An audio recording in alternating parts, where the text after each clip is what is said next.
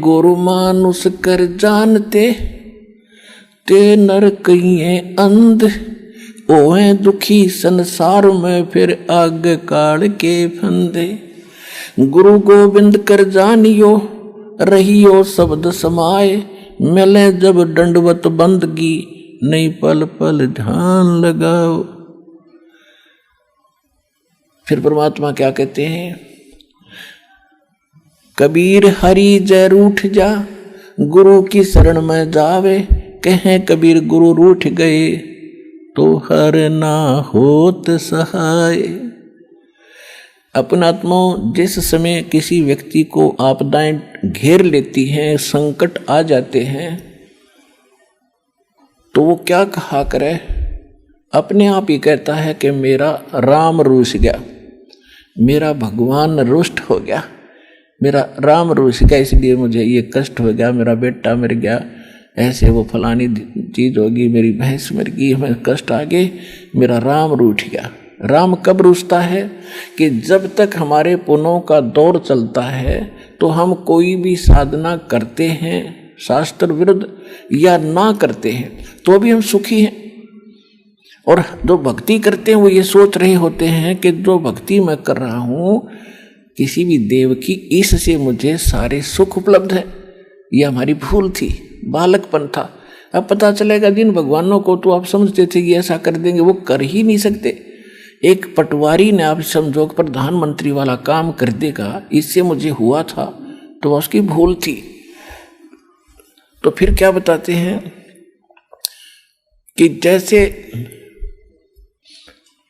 परमात्मा रुष्ट हो गया, आपदा आने लगी, यानी आपके पुण्य खत्म हो गए, और जिन पे फिर आपदा आती है तो उस समय वो आपदा शुरू हो जाए। पहले तो सुख था उनको, जब भक्ति करे थे या ना करे थे, फिर उन पर आपदाएं ने घेरा, तो जो साधना वो कर रहे थे उनसे हटकर चलते हैं, किसी से पूछने के लिए, किसी से पामिष्ट को दिखाते हैं, या कोई जंतर मंत्र वाले के पास जाते हैं, या किसी की तो और झाड़ा झपटे वाले के पास जाते। इसे सिद्ध है कि जो साधना आप कर रहे थे वो सुखदायी नहीं थी, आपका भूल थी, उसके करते करते फिर दुख हो गए। पहले सुख हो रहे थे, वो फल रहा था आपका प्रारब्ध, आपकी किस्मत में लिखा ही आपको मिल रहा था। आप भूल रहे थे कि इस इष्ट से, इस भक्ति से मुझे ये लाभ है।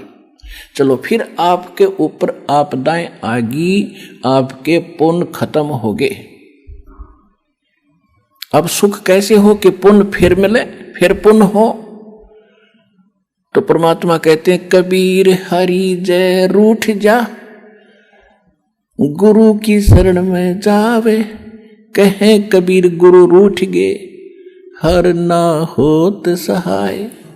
गुरु गोविंद दोनों खड़े काके लागू पाए, बलिहारी गुरु अपना जिन गोविंद दियो मिलाए। अब देखना, इस एग्जाम्पल को सुनना। अब जैसे आप कहीं खेत में या मजदूरी पर गए हो, हैंडपंप से आपने पानी का घड़ा भर लिया और दूर चले गए आधा 1 किलोमीटर, वहाँ खेत में अपना काम कर रहे हो, और जब तक आपके घड़े में पानी है, जल है, तो आपको नो प्रॉब्लम। और जब उसकी तली दिखने लगी, 2 गिलास पानी रह गए और आधा दिन शेष बचा है, तो आपको आपत्ति आई, प्यास लग गई और वो खत्म हो गया उसमें जल, तो आपत्ति आ गई आपके ऊपर के, जल खत्म हो गया, प्यास सता रही है। तो उसका तरीका क्या है, हैंडपंप पर फिर जाइए और उससे फिर ठोक लाइए, पहले फिर वो सुविधा होगी। तो कहते हैं कबीर हरि के रूठते गुरु की शरण में जावे। अब जैसे राम रूठ गया, यानी पुण्य खत्म हो गए, तो फिर कहते हैं हैंडपंप की शरण में जावे। और जब हैंडपंप खराब हो गया, यानी आपने गुरुजी के साथ, आपने जो गुरुजी से ही बात बिगाड़ ली, गुरुजी को रुसा दिया। गुरुजी कब रूठेगा, जब आप मर्यादा नहीं रखोगे। मर्यादा नहीं रखोगे तो गुरुजी रूठ गए, क्योंकि ये सारा खेल मर्यादा के ऊपर चलेगा। अब जैसे गाड़ी बना कर दे दी पिता ने, ले बेटा चला, और बेटा राम पंचर करके उसमें कील गो का खड़ा हो गया, तो पिताजी उस पर खुश होगा पिंतर करके खड़ा मूर्ख, जान के करे अनजाने हो जाए उसका इलाज है।